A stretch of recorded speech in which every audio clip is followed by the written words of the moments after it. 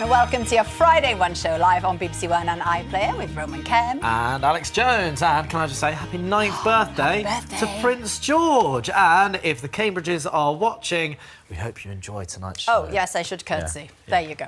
Now, let's start with a great guest that we've got coming up. The original captain of the Starship Enterprise, William Shatner, joins us to talk about his new series, exploring subjects that have mystified mankind for centuries, like why can some people do it and some others can't.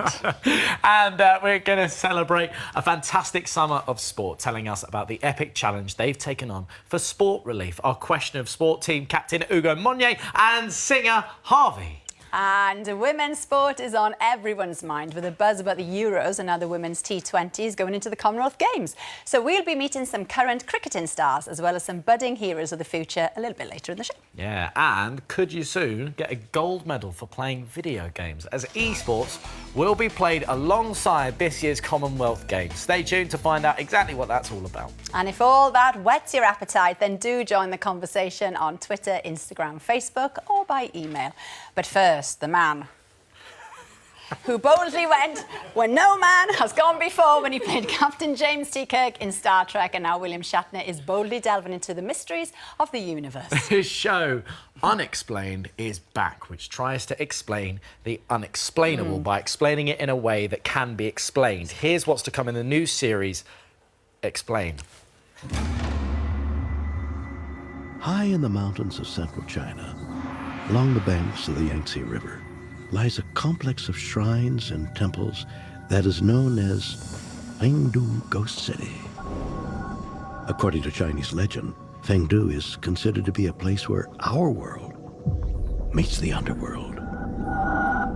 Ooh, Bill, hello. I mean, that looks absolutely fantastic. Now, the previous series have looked at things like the search for Atlantis, the truth behind UFOs, and very topical this week, the mysteries of extreme weather. I mean, what are you looking to unravel in this series? Well, you have a limited number of shows, and some of them are like deep and ooga booga, and some are like, wow, well, how did they build that underground city, and how did they lift those huge pieces of rock that we can't even do now, and then there's the Egyptian mummies and the discovery of how they did that, and passing air through the larynx of a monk who's been dead 3,000 years, and it makes a sound, so the mummy is coming back from 3,000. I mean, the unexplained, we're surrounded by questions.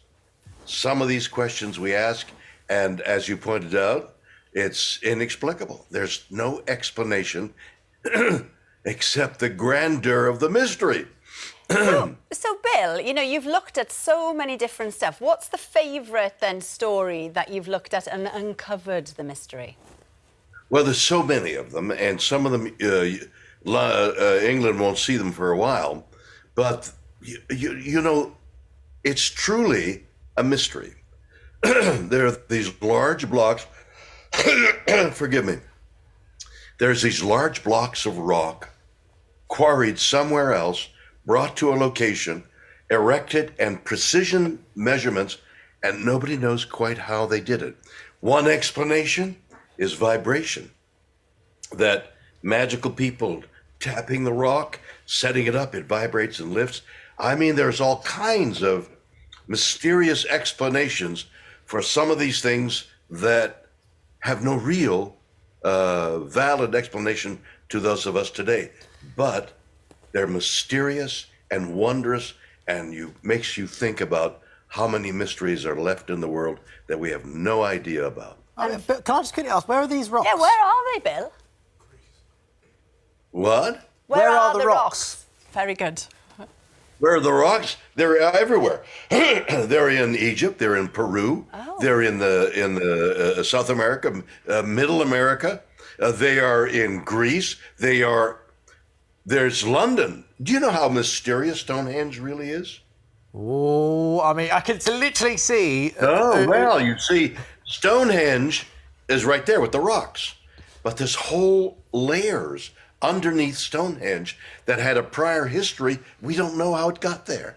We don't know anything. We know Stonehenge a little bit, but the true mystery of Stonehenge has not been explained yet, and we deal with that. Bill, we'll go for dinner and talk more about that one. I know. But look, Bill, there is something I know I want to talk to you about, Alex wants to talk to you about, and our guest, your trip to space. I mean, can I just congratulate you? Because at the age of 90, you became the oldest man to travel to space.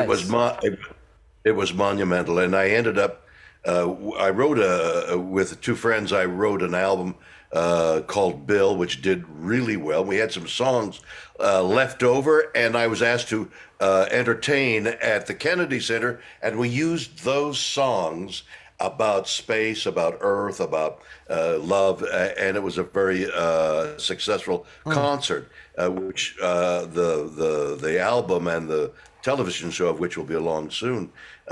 This book I have coming out, it deals with the fact that to me there doesn't seem to be anything called coincidence. It's all part of the mystery of life. There's no coincidence. We're in vibration with the universe, and I tell you stories about how I think there's a vibration. Listen, the Webb telescope is the greatest invention by humankind, and we're peering into the unknown, the skies that we've looked at and we've never seen beyond. The Webb telescope is going to show us more and more mysteries and explain some of the mysteries. I invented a watch called the Webb watch using the Webb telescope and the Earth and the Sun. Go to passages.com. Hey? Bless you, bless you. You're the first person, Bill, you're the first person I've ever heard. I just asked you a question about have you been to space, and you didn't want to answer. You wanted to talk about your book. It's amazing. Selling us a watch. But don't you understand? This is all about Connected. space. Yes, it's all part of the same thing. Bill, we need to get you back on so we can talk about what it was like, etc. William Shatner, you're our new guru. I think we you love have you. to. You're amazing. I think you have to back on to talk about the various wondrous things, all of which are very mysterious, and go along with the unexplained. Amazing. I love it. Thank you, Bill. It's been a real Bill. pleasure. Thank you. Thank you so much. And you can watch The Unexplained every Tuesday on Sky History at 10 p.m. You can literally listen to him all day. Well, that's all we've got time for tonight. No, I'm only joking, but nearly. So, Hugo and Javier are taking part in Sport Relief's All-Star Games Birmingham 2022, presented by our very own Jermaine Ginas. Now, celebrity teams take on 5 sports in front of the crowds at this year's Commonwealth Games, and we can exclusively reveal some of the other celebrities taking part, and it's a bit of a mixed bag, isn't it? It is indeed, yeah. It is. There are sporting stars, of course, like Hugo, and Olympic gymnast Max Whitlock. Then you've got Harvey here, TV presenter Steph McGovern, Russell Kane. So there's a bit of a mix, really. Yeah. What are you going to be doing then, Hugo? So I'm taking on a couple of events. I've got greedy with it. So I'm doing the 4x100 relay, which is amazing. Like, for me, sports day, having to do that was such a great event. And I'm also doing a sprint cycle in the velodrome. Oh. Bonkers. That's going to be hard, right? I walked in and I didn't need a bike, I need a nappy. Because honestly, you see the side of this... Is that the one that goes up the side? 43-degree angle. It's like one of those penny things, you know, that you have and it just goes round. Exactly that. But the secret of it is you have to be really aggressive into the corners, especially when you get onto those angles. But everything in you is saying, I need to slow down. But then the bike doesn't actually have brakes. Any injuries? Well, it's like anything. I mean, when you're a vintage car, like what I am, a little bit older... Oh, Hugo, come on. And he's been in the garage for a little while. I had back surgery in January, so Monday when we did our 4x100 metre relay training, that was the first time I'd sprinted this year. And it was also on the world's hottest day ever. Oh, God. Yeah, the body was creaking a little bit, but I'll be all right come a couple of weeks when we do it. Oh, dear. And Harvey, I mean, I have to ask, at school, were you sporty? When it came to like PE, me and my mate would hide. When it came to rugby, actually, more rugby. Okay. We just just didn't enjoy it. But the one thing I was okay at, sports, table tennis, and that's what I'm doing. Table tennis? Yeah. How did you get into table tennis? Do you know what? It all started like 12 years ago in Spain with me and my younger brother, and we used to play table tennis, and it started to get really competitive, really heated, and then a few years into it, my dad used to have to split us apart because we were so competitive and there'd be fights over who won. So I'm hoping that when I do this, I can prove to him that I'm the better table tennis player. That's right, yeah. Love that. Yeah. It's all for sibling, that. it's always that rivalry. Yeah. It's quite a stretch to go to just to prove that. It's worth doing, though. I really want to prove it to my whole family that I'm the best sibling. in table Amazing. And tennis. you haven't started official training, have you? No, mine's on Tuesday. So I get to train with a professional table tennis player, which Okay. I'm very excited about. Okay. You're going to... I mean, after this, though, the sky is the limit, Harvey. I think I could play in the Royal Commonwealth Music, Games. Yeah. dancing, table tennis. Triple threat. Triple threat, I'm going to do it. I'm going to do it. And you say, Ugo, that sport was a huge game changer for you, as it has been for many, many people. What did it do for you in particular, then? Well, sport massively, it changed my life. And I know sometimes that gets banded about a little bit, but it really did do that. I think we know the galvanising effect that it can have on people just by people getting involved in it. And I'm so passionate about trying to create as many opportunities for people to undertake sport. And it's not just about trying to get people to become elite sportsmen and women. It's the impact and the transferable skills you can learn through it, whether it be confidence or leadership or whatever it might be. And we're both so pleased to be involved in this because of the work that Sport Relief does and the spread that it has on a global scale. Yeah, I mean, you are sharing skills already, and that's how to pull off some sequins. Because let's be honest, you both know the Strictly experience. I mean, Ugo, this was one of my favourites. Oh, and me. This was Moana, wasn't it? Yeah, look at the wig, eh? It suits you. Not many people could pull off the bod, you know? Because it's referenced in the song, isn't it? It is, yeah. I try to give the old Dwayne Johnson peck flick, but... did Can you it? do that? Go on. No lie, before you went out there, how many press-ups did you do?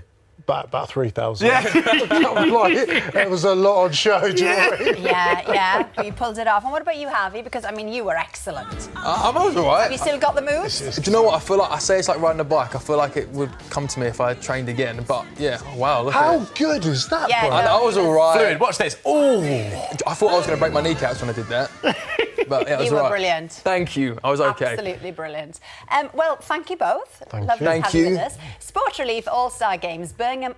I can't say Birmingham. Birmingham. It is hard. That's a hard one. Birmingham is hard. Birmingham. Sorry, everybody who lives there. 2022 is on BBC One on Monday, the 8th of August at 8 p.m. And if you want to find out more and support the competitors as they try to raise funds for good causes, you can go to bbc.co.uk/sportrelief. And you can catch Ugo on Question of Sport tonight at 8, BBC One, with a Women's Euro special. That'll be good, won't it? Yes. Everybody's talking about it. Oh, it's been unbelievable. The Lionesses are flying as well. So good. And we're keeping with the sporting theme now, or are we?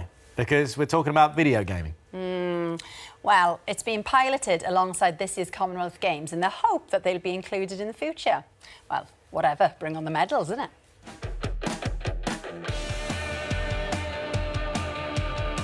Esports is a fast-growing international phenomenon.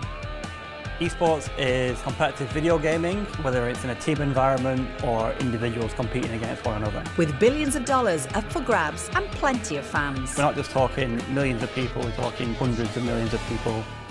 This summer, esports takes a huge leap forward. For the first time, it's been included alongside a major international sporting event, the Commonwealth Games. When I got told I would be representing England, I was excited. It was something that I've never even thought possible.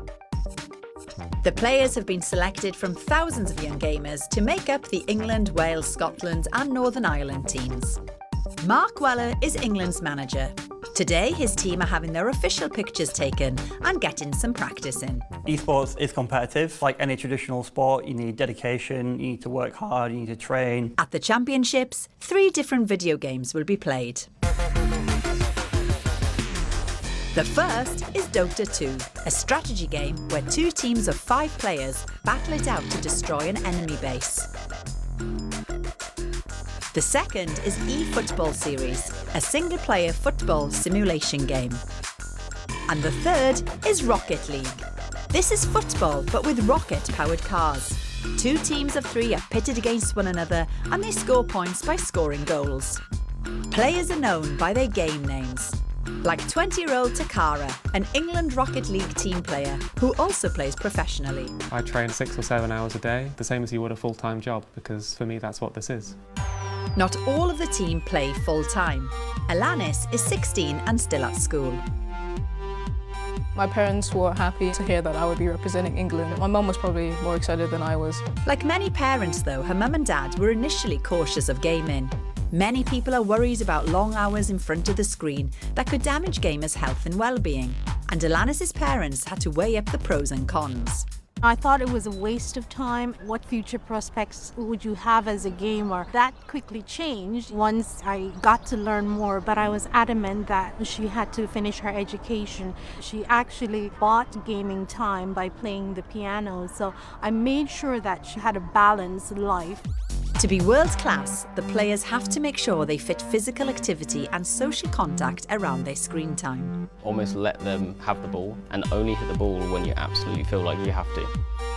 Tada is the team's coach. If you work on the nutrition, the sleep, everything like that, you're going to start to get to the peak performance. My number one priority is for them to be happy, both mentally and physically, so they can perform at those top levels. And including esports in the Commonwealth Games is seen by the teams as a chance to make the case that video games are real sports in their own right. There's always a stigma with considering esports athletes. It's so demanding. I would consider myself an athlete. I'm confident we're going to win gold. I think the women's team is like no other one we're going to see. But Alanis and her team have tough competition from the other UK nations. Over in Wales, Welsh team member Foxy is training hard from his bedroom. He's just finished studying at college. I was planning on becoming a bricklayer, but then I actually got decent at Rocket League. I won a little bit of money, and now I've decided to take on that as a career. That decision came as a surprise to his parents. I'm a little bit old-fashioned, and I wanted him to get a trade because he would keep that. But that changed once he was selected to represent his country. We were just over the moon. Very emotional. We were crying when we watched him playing his game. You were crying, Jen. Yeah. And so for now, they're encouraging him to put down his trowel and pick up his games controller. He's got this window of opportunity, so we've said, well, OK, if that's what you want to do... Give it your all. And be the best you can. I'll put it back right. Being a part of the Commonwealth Games mean a huge amount to the teams involved. To represent England is an incredible feeling. I think there's nothing that can come close to that. Just even think of esports in the Commonwealth. Yeah, it's great. And their families will be cheering them on all the way. Best of luck and all the success. Good luck to the Welsh team. And bring home a medal. Yes! We had a lot of chat about that earlier, didn't we? Yeah, there was a lot of discussion over whether or not it is a sport. Anyway, look, we've come outside to celebrate a glorious summer of cricket, and it's a hive of cricketing activity out here. It really is. We are joined by England star Chris Jordan here, who was part of the winning team, the Southern Braves, in the Cricket 100 last year. Welcome, Chris. How are you? Very well, thanks for having me. Very good. So the 100, a new game last year, brand new. Now, tell us all about it, because it's a very fast-moving game, isn't it? Yeah, it's all action all the time. I expect plenty of sixes, plenty of wickets, some amazing catches, a vibrant crowd, and yeah, just expect full action. So for people who go, oh, cricket's a bit long, this is for them. Because it's, you know, the best bits in quick succession. Exactly that. 100 balls, fast pace, 10 balls from one end, and yeah, just expect plenty of action. Great. For sure. Okay. Fantastic. And look, your team last year, Southern Brave, you won, right? We did. Now, talk to me. The new season is, of course, coming up. Yeah. You expecting big things? Yeah, 100%. Obviously, we had a slow start to the season last year, but coming on to the back end of the tournament, we really caught some momentum and was able to lift the trophy at the end of it. It being the first franchise tournament in England, it was nice to be the first name on that trophy. Oh. And the thing about this, the 100 as well, it's sort of like an event, isn't it? So, you know, it's got all sorts, music, spectacle. Yeah, 100%. Yeah, the families, it was great to see so many kids out last year. Families coming out. You can expect the DJ to be banging the tunes out. And yeah, expect your favourite artists and singers to perform some live music as well. So, it's got it all. Everything. Well, 18 of the matches will be shown live on the BBC, including both the men's and women's finals on the 3rd of September. But you're not just playing now, Chris. He's going to be busy, aren't you? Yeah, for the first time we'll be doing a little bit of commentary for BBC as well. So yeah, really looking forward to that. So this is your BBC debut tonight? Exactly, the warm-up. Yeah, the warm-up. You can see from the smile, huh? You've done brilliantly. Thank you. Well, look, Chris, thank you so much, mate. Now, watching a match is one thing, but if you feeling like you want to get involved a little bit more, follow the example of the Dynamos kids. There are clubs all around the country, and here are two people who did just that. They got involved, ended up playing for England. Kate Cross from the Manchester Originals and Sophia Dunkley, who plays for the Southern Braves. Now, Kate, you started out doing something very similar, right? Yeah, very similar. However, there's a lot of girls behind me, which is really cool, because when I was young, there was just no girls cricket, so I had to join a boys team, so it's really nice to see this. Oh, amazing. And Kate, talk to me about the 100 versus the T20, because the T20 is another game that is like a little bit more fast-paced, right? Yeah, so it's the shortest format that we play internationally, but it's yeah, it's very similar to the 100. Obviously, most runs wins. It's still a game of cricket, but yeah, it's just all fun. T20 is all about the fun and the fireworks. Yeah. And Sophia, I'm going to ask as well, the women's game coming to the Commonwealth Games. I mean, what does that mean? We're so excited to be part of the Commonwealth Games. I think for us it's a massive honour to be part of Team England, and we've never been in a multi-sport game before, so what an opportunity that is, and yeah, to get cricket out there is amazing. Oh, it's so fantastic. Now, look, I'm trying my best, right, to get involved in cricket because I'm a massive football fan, right? But what I do know is that you hit one of the greatest hat-tricks not too long ago. You hit a century, right? It was your first century as well. We've got a little bit of a clip of it. I mean, here you are out there. Look at that, you've become a role model. I mean, what was that like? Yeah, it was a surreal day for me, I think. Hitting your first 100 for your country is something you dream of growing up, so very special, very surreal, and really great to have my mum there watching as well. So good. And Kate, let's talk about it. I mentioned football a second ago. It's an amazing time for women's sports in general, isn't it? Where were you watching the England girls the other day? Yeah, we're actually on tour at the minute. We're in a T20 series, and we were watching the Euros in the semi-final, in the team room with the girls, and it was obviously great for us to be able to support them as well. But honestly, it feels like there's just so much momentum behind women's sport at the minute. And obviously being part of the Commonwealth, it feels like we've got a new audience to go at and hopefully get them inspired to play some cricket as well, like these kids. I mean, it must have been an amazing thing to be able to see all those stadiums filled as well. As you mentioned, you want to be able to fill that and have that love that the girls are getting in the football. How do you think they're going to get on? We've got that semi-final coming up soon. Yeah, they're favourites to win it now. We're backing them. I reckon they can do it all the way. Yeah. Amazing girls. Thank you so much for being here, and of course, good luck at the Commonwealth Games. Thank you very much. Can't wait. And you can catch England's first match a week tomorrow, Saturday, the 30th of July. Now we are going to some of the kids. I've got Gabby and Amina. Just join us here, girls. I mean, look, Gabby, Amina. Cricket, I know you absolutely love this. Why did you want to get so involved in the Dynamos cricket? Because it's like it's sporty, and I really love sports, and sometimes it's good to try something else in life, and I really wanted to try it, so I wanted to practice and get energetic, so I chose cricket. You just loved it. And Gabby, how have you found it? Personally, I always grew up watching sports, playing sports, so I thought maybe trying cricket would be something new for me. Yeah, so good. And do you have a lot of fun with the Dynamos lot? What's the best bit about it? Probably learning new skills and, just being able to make new friends and have fun at the same time. Yeah, so good. Girls, thank you so much. I'll let you enjoy yourself there. And don't forget, there are Dynamos kids clubs all over the UK. Just go to their website and search for the one in your local area. Now, Alex is surrounded by some fantastic sporting memories. Oh, I am indeed. How cosy is it in here? Now, this is Mobile Control Room 21, MCR 21, one of the 10 vans built in 1963 so that the BBC could cover more outside broadcasts, including great sporting events like the 1966 World Cup. Do you remember this? And here comes Hurst. He's got some people are on the pitch. They think it's all over. It is now. It's 4. Hurst has got 3. It is all over. England are the world champions. What a moment. Well, I'm joined by Harry Coventry, who worked in the van as a senior cameraman and who actually worked on the 1966 World Cup. Harry, welcome. Thank you so much for being with us. What was it like then, working on the 1966 World Cup, the footage that we've just seen there? It was brilliant, my love. It was absolutely fantastic. It was quite a unique moment in television history. I'm sure it was. And you know, this van, Oh, I'm going to go she. She's Yeah. beautiful, isn't Yeah. she? Really beautiful. What does it mean to you then to see her restored in all her former glory? Yeah. I saw this a couple of years ago. It was just a shell, and the Lottery National Heritage Fund have made it possible for Nick and the others to build this into what it is now. It's amazing.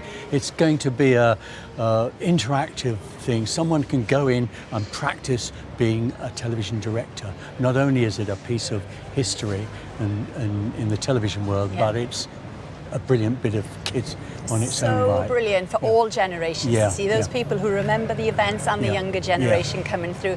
And you were a cameraman in all the big events, as we said. What was the sort of standout event for you then, the one you enjoyed the most, or the one maybe you felt most important? Yeah, I think one of the most dramatic was Winston Churchill's funeral. We had some wonderful camera positions there, and the drama of the place was quite amazing. I was on the front steps as the coffin was taken up, and it made me weep. Oh, was this the type of camera then, Harry, that you would have been operating? Yes, absolutely. Just one of these with a zoom lens on the front, and it was our standard kit from 1964 onwards. It was brilliant. This was my first van my first appointment as a senior cameraman, so it was special to me, absolutely special. You know, these cameramen we've got, they don't know, they're born, they've got these lightweight machines, all they do is complain. Harry, you were the real deal. Well, but, you know, what's the plan now then for this brilliant van, MCR21? The main thing is that we find a home for it that allows a lot of people, somewhere where lots of people visit, and so that they can appreciate it as a piece of television history, but they can actually use it because it will be interactive. People will be able to go in, work the mixer, direct their own programs. It will be a brilliant, brilliant draw for someone. Oh, it's so exciting. I've been in them this afternoon and it really is lovely. So thank you so much, Harry. My pleasure. Thank you so much. So this is, can I just say, Harry, this is an honour. Yeah, it's lovely, really. Hey, look, now the MCRT is part of the BBC's collection of 100 objects to mark its 100th birthday later this year. The One Show is joining the celebrations, and we'd love to hear from you. Did you have your 15 minutes of fame appearing on any of the BBC's best-known TV shows in the 70s, 80s and 90s, but never got to see it on the telly? Yeah. Well, did you shut that door on the Generation Game? Find your old vases with a few bob in the Antiques Roadshow, or did you win a blankety-blank chequebook and pen? Possibly. If so, get in touch. The One Show at bbc.co.uk. We haven't got time for any messages, have we?